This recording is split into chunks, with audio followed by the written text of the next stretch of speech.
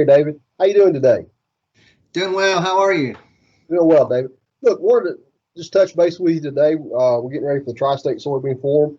Um, you're finishing up your first year with the Ag Center and as the extension soybean specialist for the state. How's your first year been? Well, definitely can say it's a very interesting first year.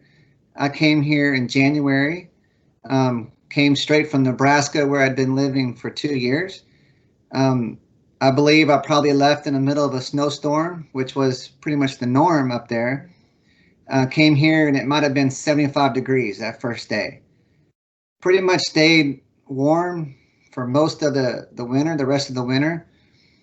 One of the first things I heard was about red-banded stink bugs. The abnormal warm winter, even two in a row. The biggest concern from the very beginning were the numbers going to be up. And I believe I was driving around the first couple of days, went to a co-op, and they were talking about how they just gone outside and saw some, very close to their shop. So it was already one of the first concerns was the red-banded stink bugs, and pretty much from the warm winter that we had. So that was definitely a change for me from the last couple of years. And then, as you know, not long after that, we had the COVID restrictions. So that made it even more interesting. And as we may talk about more, in a few minutes, not long after the COVID restrictions, we had a tornado come through Dean Lee, right? So that destroyed most of the farm, but thankfully it didn't destroy my soybean seed, so I was still able to plant. And if you just look a little bit farther, we had the hurricanes come in. So yeah, it was a very interesting first year. Well, it definitely has been. You were able as the year started. Once we got kind of planning, I think planning for everybody was a little start and stop. Were you able to get out and visit folks with COVID restrictions and with all the things going on? Yeah, thankfully in the ag sector, we're able to visit the farm, and there's plenty of room to social distance. So I was able to visit several farms early on. So like late March, early April, there was some planting, but unfortunately the planting was slow early, very early. In the southern region, mostly it was slow due to very dry conditions. They were waiting for a rain, but some people went ahead and planted in the dry conditions, expecting a rain. Unfortunately, it kept missing them. So I walked one field probably mid-April, and there were some plants that had germinated on time. Maybe it was a pocket of moisture, throughout the field. But so those plants were already flowering when plants around it was just emerging. So that definitely caused a little problem during the season. And then as the plants began to mature, there was some unevenness of the maturity. So that was one of the problems early on. But thankfully the season went pretty well. About mid-April, the planting progress sped up very quickly. By mid-May, maybe 70% of the crop had been planted. So that's optimum planting time. So planting season went really well. During the summer, it was going extremely well. Like not a whole lot of complaints. And as we saw on most of the reports, the condition was 85% good to excellent. That was pretty much the whole year. But that's until the Hurricane Delta came in late August. So that definitely dropped the condition down. And the very next report, it had dropped down to 60%. And we visited a little bit about what, the effects from the hurricane. And as you told me, the main effect was lodging. So we had between light to heavy lodging throughout the whole state. But thankfully, we didn't really lose a lot of yield. It was estimated maybe 1%. Yep. And that might have been just the affected acres, which was probably most of the acres, but only 1% or so. So that was one of the biggest complaints, was just from the hurricane. And then we had the second hurricane in October. and that might have been another 1% yield loss. So nothing too drastic. So kind of statewide, how did we end up with yields? I know North Louisiana we were off a little bit. Kind of statewide, what did we end up with? Statewide, it seemed to be pretty up this year. We are estimated 57 bushels per acre. And I looked at other states. We seem to be, doing well.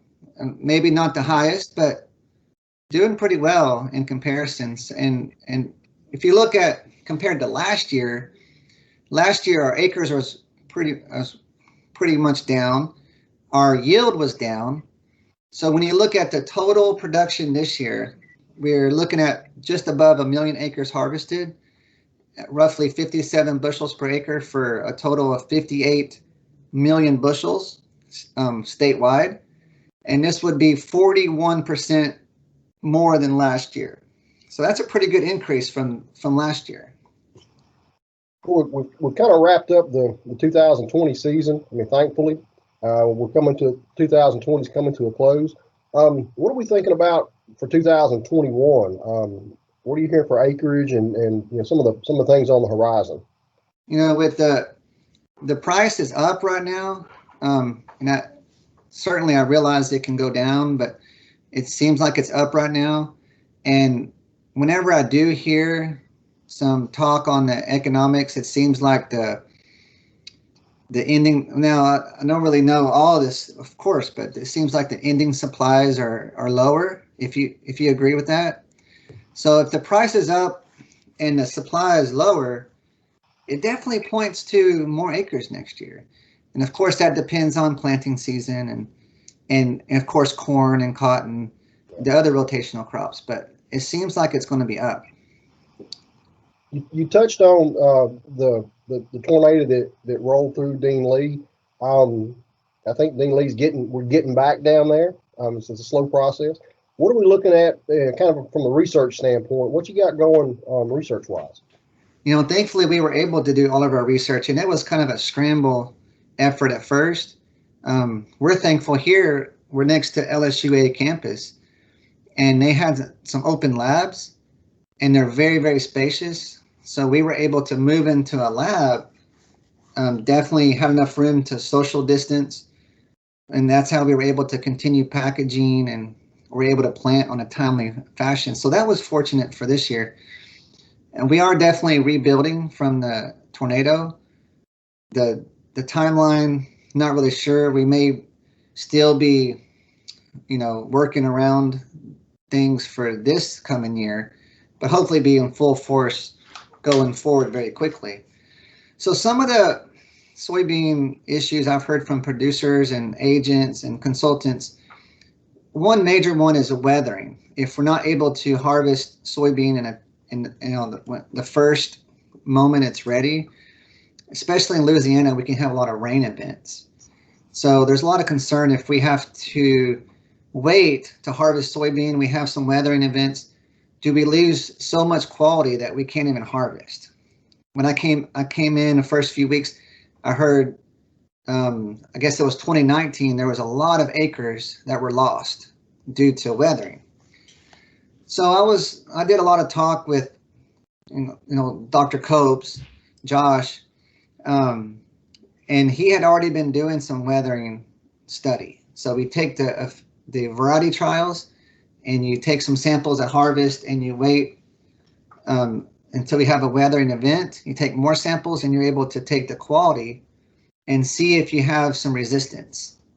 And if you do, it's another data point that producers can use to select varieties. So, and also I heard a lot about, alkaline soils around, rapids or of oils around Dean Lee. We definitely have high pH here at Dean Lee. So I'm looking at phosphorus, different methods, different timing of a phosphorus to see if we can have more economical applications for the producers. But also still looking at planting date and population. I just did a survey, and pretty much almost 100% of the responses say that planting data is still needed, especially if we look at different maturity groups, different planting areas, either from the south all the way to the north regions, and even looking at different varieties. Are we seeing an effect when we plant at different times, either late March, into April, the optimum time, but even into June? Do we need to consider earlier or a little bit, or can we continue to plant without losing yield into May? So those are some things I'm looking at for next year. Good deal, David. Thank you for taking some time with us and participating in the Tri-State Soybean Forum. We're going to be allowing people to put questions out in the comment sections below. So if somebody has any questions for you, we'll be following up with you on that. Again, thank you for your help and your support in my program and in the program in Louisiana. All right, thank you, Bruce. Thanks, sir.